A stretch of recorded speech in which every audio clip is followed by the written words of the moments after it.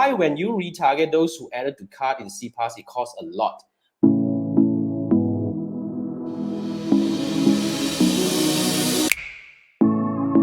Because the audience is small. So when you want to retarget, you want to make sure that you're not spending too much money on the so-called retargeting. Remember, when it comes to two-step funnel, we have the 80-20 rule. 80% on the cold audience, 20% on the retargeting.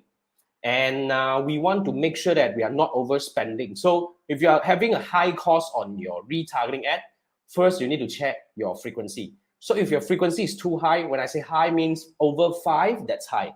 So if it's over 5, the only way to do it is to reduce the budget.